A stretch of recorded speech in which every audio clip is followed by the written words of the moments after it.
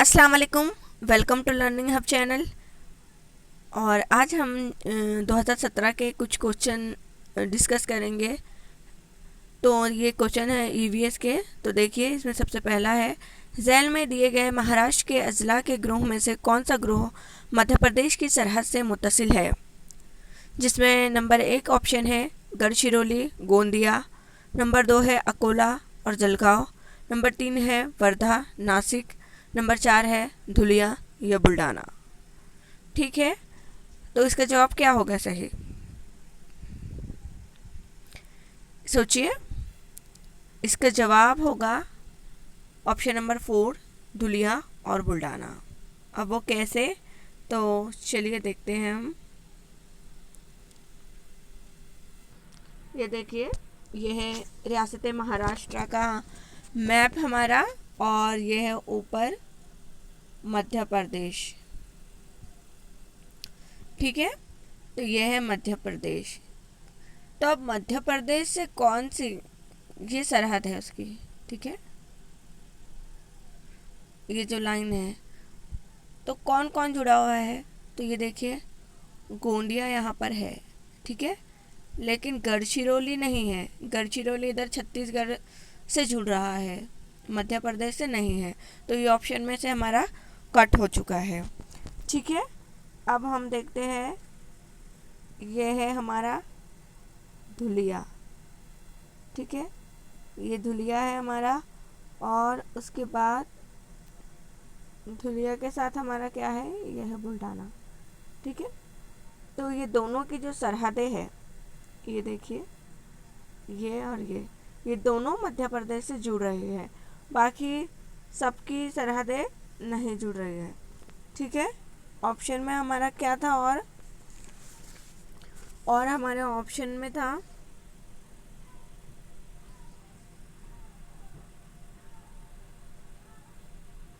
दिखा देती हूँ मैं।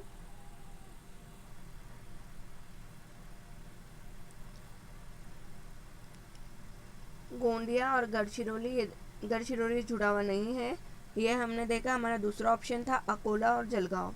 ठीक है, तो जलगांव तो जुड़ा हुआ है, लेकिन ये देखिए अकोला, यहाँ पर है अकोला, तो अकोला जुड़ा हुआ नहीं है उसकी सरहद से।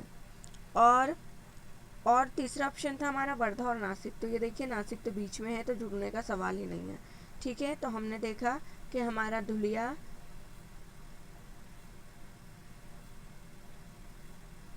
ये है हमारा धुलिया। ठीक है, ये धुलिया है, और यहाँ पर बुल्ढाना। तो धुलिया और बुल्ढाना करेक्ट ऑप्शन है। आई होप कि आप समझ गए होंगे।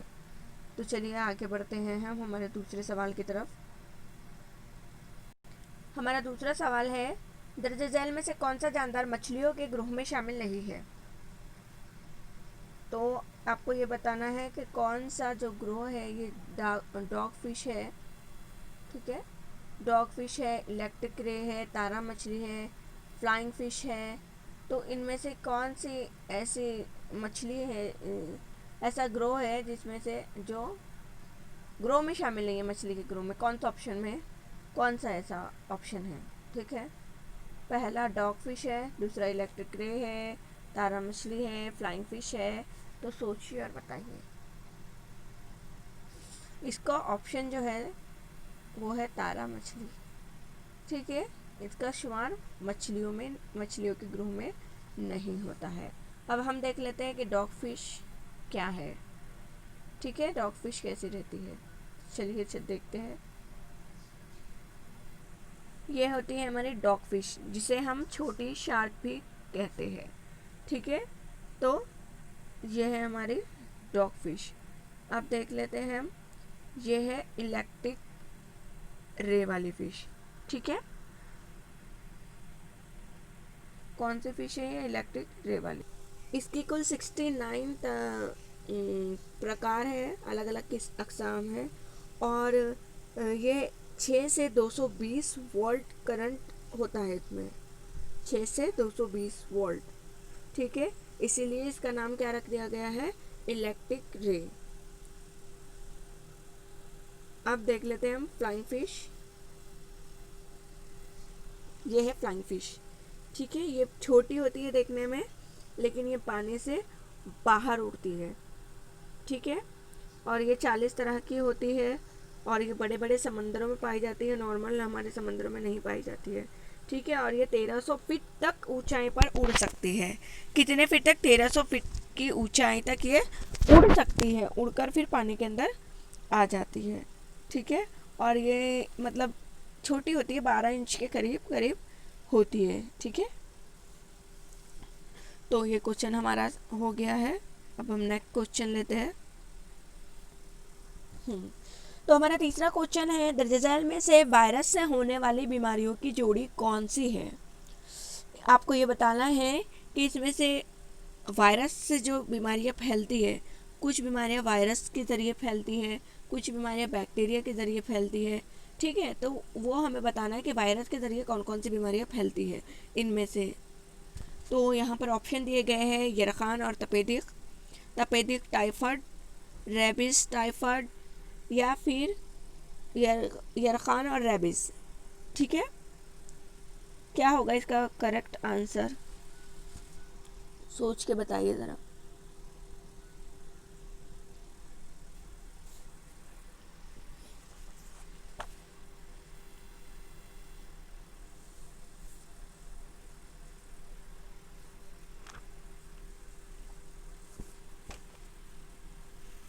सोचिए जल्दी। ठीक है, इसका आंसर है यरखान और रेबिस, ठीक है, ठीक है। 4, ऑप्शन नंबर 4, यरखान और रेबिस।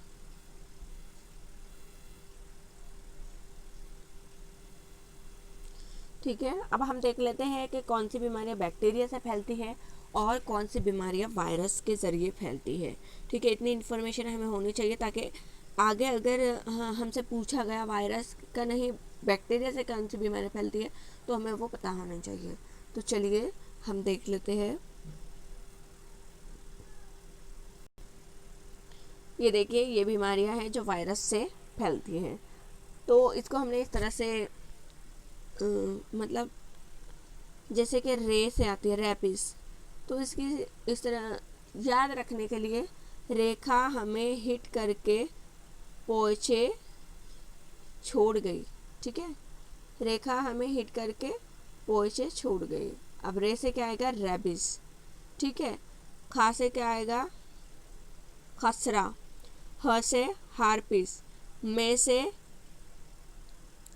मेनिंजाइटिस, एंजाइटिस होती है ना। ही से हिपोटाइटिस। ट से ट्रैकोमा। और करके मतलब याद करने के लिए, जुमला बनाने के लिए हमने करके यूज़ किया, तो उसका कुछ नहीं है। पो से पोलियो।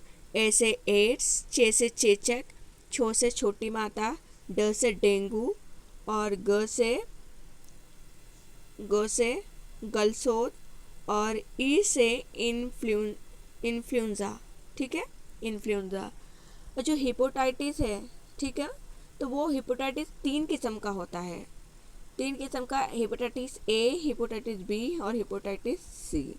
और ये यरखान की एक किस्म है, ठीक है। तो आई थिंक यरखान पीले को बोलते हैं, जॉन्डिस, पीला। तो यरखान की एक किस्म है। अब हम आगे देख लेते हैं कि बैक्टीरिया से कौन कौन सी बीमारियां फैलती है। तो यहाँ पे हमने बैक्टीरिया के लिए बनाया है, गोटी ने निम्मों को शता तो नहीं होता, तो छठा, इसलिए छ की जगह हमें श लेना है, ठीक है। तो छठा सीडी प्ले करने को कहा। तो गो से आया गोनोरिया। टी से है टिटनेस। निमो से है निमोनिया। को से है कोड़। श से है क्षय रोग। टा से है टाइफाइड। और सी से है सिफिलिस। डी से है डिप्थेरिया। प्ले से है प्लेग। करनों से है करने को हम छोड़ देते हैं। और क से है काली खांसी। और ह से है हैजा, ठीक है। तो ये आप लिख लीजिएगा सारी, इसका स्क्रीनशॉट लेकर इसे याद कर लीजिएगा कि कौन सी बीमारियाँ बैक्टीरिया से फैलती है और कौन सी बीमारियाँ वायरस से फैलती है। तो जल्दी से आप इसका स्क्रीनशॉट ले लें और फिर हम बढ़ते हैं आगे। तो हमारा अगला क्वेश्चन है क्वेश्चन नंबर 4, मुर्दा जानवरों की आंतों से बनाए गए धागों का इस्तेमाल किस काम के लिए किया जाता है? जुर्राही के बाद जख्म सीने के लिए, साबुन बनाने के लिए, ग्रीस बनाने के लिए या गोंद के तौर पर इस्तेमाल करने के लिए। तो जाहिर सी बात है कॉमन सेंस यूज़ किए करें अगर यहाँ पर तो ही हमारा जवाब निकल के आ जाएगा। यहाँ पर धागों का इस्तेमाल लिखा हुआ है, ठीक है, मुर्दा जानवरों के आंतों से बनाए गए धागों का। तो धागों का इस्तेमाल हम साबुन बनाने के लिए तो नहीं करेंगे, ग्रीस बनाने के लिए भी नहीं करेंगे, ग्रीस तो हमें मिलता है, और गोंद के तौर पर भी इस्तेमाल नहीं कर सकते हम। तो इसका आंसर है जुर्राही के बाद जख्म सीने के लिए। ठीक है, अब आगे बढ़ते हैं हम। इंसानी जिस्म को तहफ़्फ़ुज़ फराहम करने वाले और मुंज़बित करने वाले ग़िज़ाई अज़्ज़ा दर्ज झैल में से कौन से हैं? विटामिन और प्रोटीन, प्रोटीन और नमकियात, विटामिन और नमकियात, चर्बी और नमकियात। तो क्या होगा इसका सही आंसर? इसका सही आंसर है विटामिन और नमकियात, ऑप्शन नंबर 3। ठीक है, इसका सही आंसर है ऑप्शन नंबर 3, विटामिन और नमकियात।